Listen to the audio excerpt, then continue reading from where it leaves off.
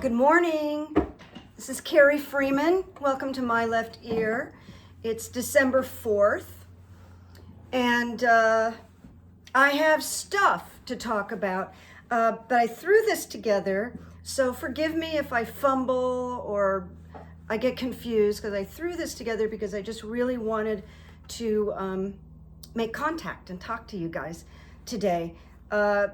Let me just introduce, this started out as a Biden-Harris site, and we handled that. They're the incoming president and vice president, so exciting. And now I've switched over to the Ossoff Warnock site for the runoff in Georgia, because it's absolutely crucial to our future. I mean, really crucial, because when they win, Mitch McConnell loses all his power. And that's what we need for growth. We need Mitch to lose his power. I say, let's kneecap Mitch. Now, the good news is My Left Ear just really feels certain that both of these candidates are going to win the runoff. Very exciting, but I just really feel the energy. The left ear really feels the energy. All the signs are there. But we shouldn't get complacent and just keep up with, wouldn't it be nice? Wouldn't it be nice? So the opinions are my own. Predictions are my own. They're not fact. And I want to thank everybody for the subscriptions and the really wonderful notes and letters that I'm getting. I just makes me feel so good, I can't tell you. And I'm learning things. People that know a little bit more about things in government that maybe I do are informing me, and I love it. I love it. So let's go on now. I do psychic coaching, and I have been doing therapeutic hypnosis for many, many years. And because I have been a professional actor and I've written a couple of books, I also coach people in performance and writing matters. So it's very creative. If anybody wants to reach me, it's also in my community page. My email is carriesleftear@gmail.com. Okay, so now we'll get started. I already told you who's going to win the Georgia runoff. But what's interesting about Georgia is that just in the last 24 hours, Senator Perdue, that Jon Ossoff is running against, just got caught in a big fat lie about his stock purchases. It's fabulous for Jon Ossoff. And Jon Ossoff is, boy, he is so great. He is fearless, he is direct, he's for the people. He is truly a servant. So very exciting. And I just think Perdue is history. He'll just take his money and go away. And Kelly Loeffler will take her money and her private plane and her estate and just go away. Be fabulous. So the reason I wanted to jump on today primarily is because I think the last video I made, I said that My Left Ear thought there's going to be stimulus before Christmas. It seemed unbelievable, but I couldn't let go of it. It was just really strong. So I put myself out there before Christmas. So there's progress. It's looking really good as of today. So a $9 billion package has been approved. It's not what Pelosi and Schumer wanted, but they're making adjustments. So this is smaller, and it's called a bridge. It's considered a bridge. Now, the negative is that $1,200 stimulus check may not be a part of it. Although my understanding is that Pelosi and Schumer are really trying to get this check. But I think more importantly, the unemployment will be extended rather than end. And that's going to be huge for a lot of people. It's the bridge to get them to Joe Biden, because Joe Biden is going to save the day. So the unemployment will be extended for about 4 weeks, maybe a little bit longer. It's going to be 300, maybe 400. They're going to try to get that up a little bit. But again, don't be real disappointed, because good things are coming. Just appreciate the bridge. It's just a sign to hang on. So we need to be grateful for that. Now, I'm going to go on to Joe Biden. He has plans to issue stimulus, and he wants to put the unemployment back up to $600 a week, which was part of the CARES Act. And there is a rumor that he may want to do that for the entire year of 2021. All right, let's repeat that. Let's just repeat that for a minute. Joe Biden may want to extend the $600 a week CARES Act unemployment for the entire 2021. So let's keep an eye on that, because that would be pretty fabulous. Joe Biden is very big on this. He's very anxious for it. He's going to act on it right away, right after he's inaugurated, and he has executive power to do this. And then when Mitch is no longer the person holding up progress and benefits and help, it's going to be so much easier. Things are really going to move. Very exciting. And Biden will probably up the minimum wage, which is really sorely needed. And God willing, Janet Yellen will be confirmed, because she's very good. She's very much about the people. So that's what I wanted to tell you. It really looks good before December. Not exactly what you want, but what you want and need is coming. So hang tough, hang on, because I really know this is survival time. Now I'm going to go to Trump for a second. He's becoming less and less important, although he's more and more outrageous, and he's psychotic. Oh my God, do you believe how crazy he is? Oh my God, how can this person be allowed to be the president? But, you know, Mike Pence is in charge of the 25th Amendment for the most part, and Mike Pence is just a different disaster. He's just a different kind of disaster. So Trump's threat, and I think I said this before, to run in 2024, that announcement, and then to announce it on Joe's inauguration, I don't think he will, but you never know. He's crazy enough. But the fact is, he won't be running. I repeat that. He won't be running. He won't be able to. But this is how he's going to keep collecting money. He's collecting a lot of money. He's really grifting on his base. They don't know it. It's just unbelievable, isn't it? They're just throwing money at this guy, and he's this complete criminal grifter. And, you know, just hold tight, because this man is going to have wellness issues. His life is going to be filled with nonstop depositions, legal bills, indictments, and he's not going to be able to create a network. Just wanted to say that. I still think he's going to creep away after the Electoral College calls everything. He will not want that optic, that photo opportunity of him leaving. He will not want that. Now, I want to go on to the Attorney General announcement, because I told you friends that Sally Yates kept coming into my left ear over and over and over. I went, oh, Sally Yates. And by the way, it might be Sally Yates. However, Kamala Harris's brother, which I didn't know, is quite the esteemed attorney. And rumor is he's being considered for the AG position. Now, this caused me to have an epiphany, all right? And here's the epiphany.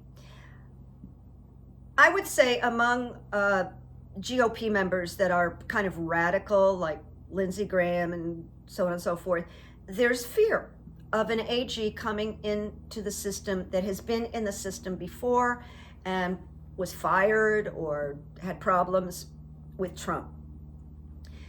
And I figured, if it is Sally Yates, Biden is being very careful, because the minute he announces the new Attorney General, that person is going to be deluged with journalists' questions. I mean, it's going to be a tsunami on that person. They're going to have so many questions.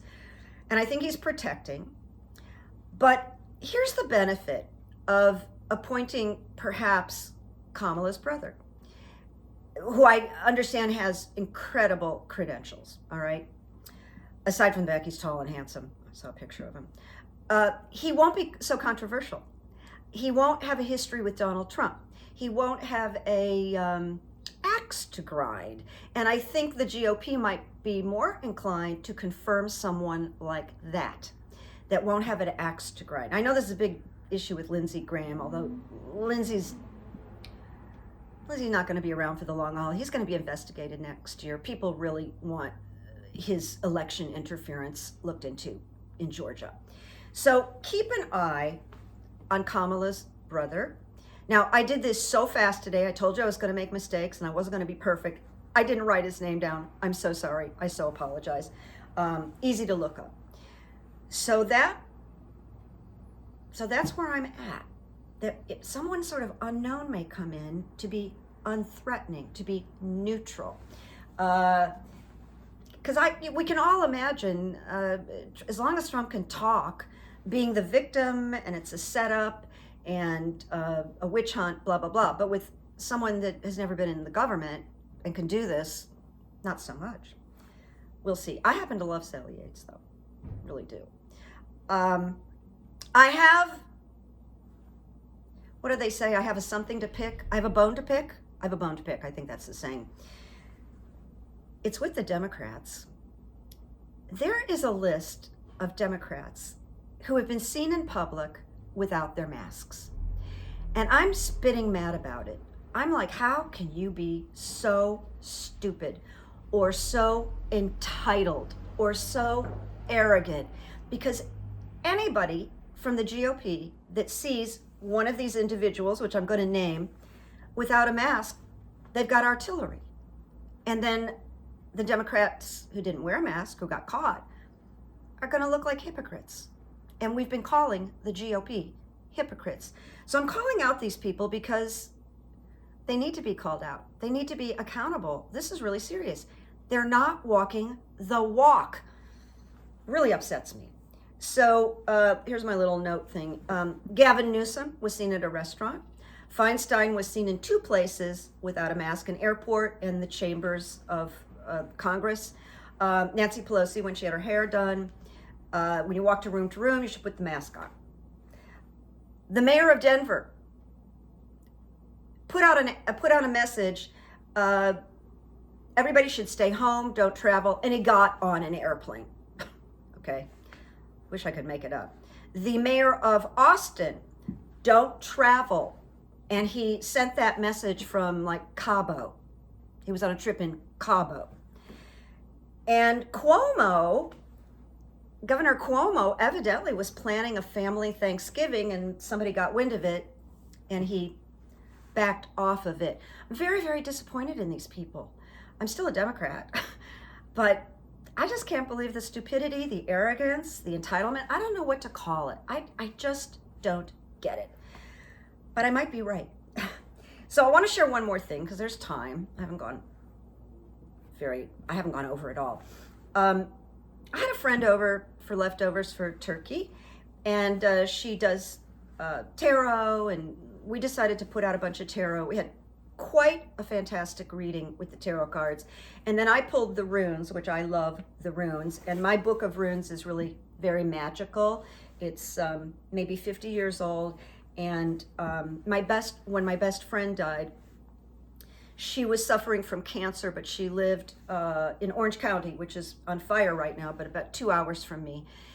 And I woke up at 5 o'clock one morning, and my left ear said, you get dressed and you get down to Orange County right now. So I did.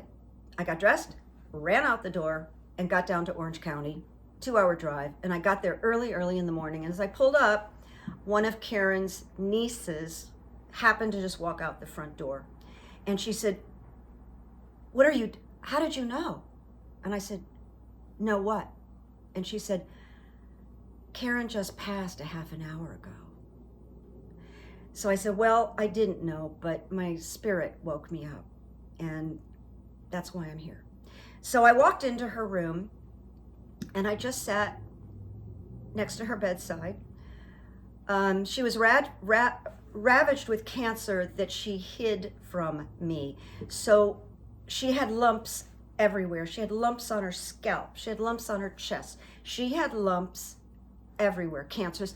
And then I got how much pain she probably was in. She was very, very stoic. So I said to her, what do you want me to take? What of yours do you want me to take?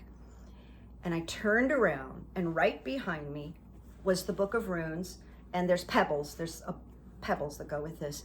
And I had given her this book as a gift. So I said, okay. And it was sitting on top of To Kill a Mockingbird.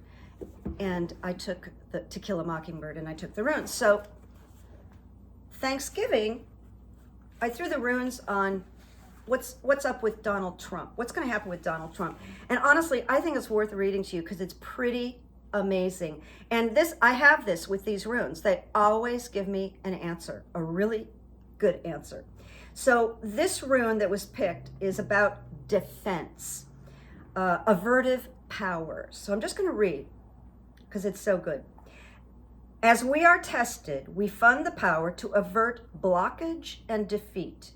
At the same time, we develop in ourselves an aversion to the conduct that creates stress in our lives. If there appears to be an obstacle in your path, remember that even a delay may prove beneficial. Do not be overly eager to press forward, for this is not a situation in which you can make your influence felt. Think Trump. Patience is the counsel. Nothing hectic, no acting needy, or lusting after a desired outcome. That feels like the energy of Joe Biden. No acting needy, no desperation, he's calm. This rune speaks to the difficulties that arise at the beginning of new life. And that's what we're looking at, January 20th, beginning of a new life. It often announces a time of waiting for spring to fill up with water, for fruit to ripen on the bough. So perseverance and foresight are called for. The ability to foresee the consequences before we act is profound.